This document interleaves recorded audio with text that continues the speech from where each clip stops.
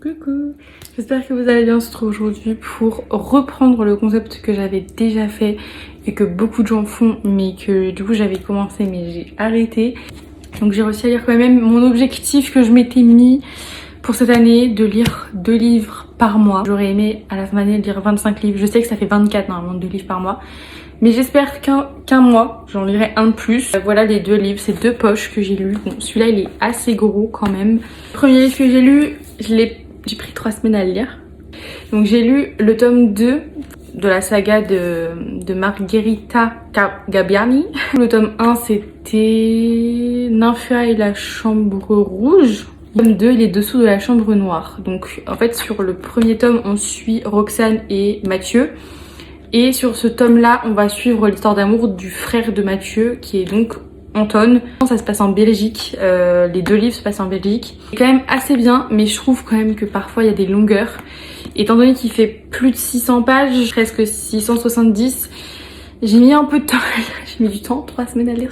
J'ai mis un 3,5 sur 5 il me semble à ce livre. Donc le deuxième livre que j'ai lu, enfin j'ai commencé dimanche dernier et je l'ai terminé hier soir. Confess de Colleen Hoover. Alors je vous avoue que la première partie, j'étais très mitigée. Genre les 150 premières pages, j'ai eu un peu de mal. Déjà le style d'écriture, il est un peu dur à comprendre je trouve. Alors pourtant c'est Colleen Hoover et que j'en ai déjà lu plusieurs d'elle. Mais alors celui-ci, je crois que c'est un des premiers qu'elle a fait, mais il a été enfin les couvertures ont été refaites. J'ai eu beaucoup de mal. Je sais pas si c'est la traduction qui a fait que, mais franchement j'ai eu beaucoup de mal, donc voilà, je préfère vous le dire. Au début c'est un peu long, je voyais pas trop où est-ce qu'il voulait en venir, mais au final l'histoire est franchement sympa.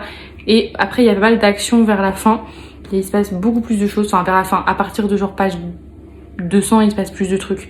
Et il y a 360 pages, 70 à peu près.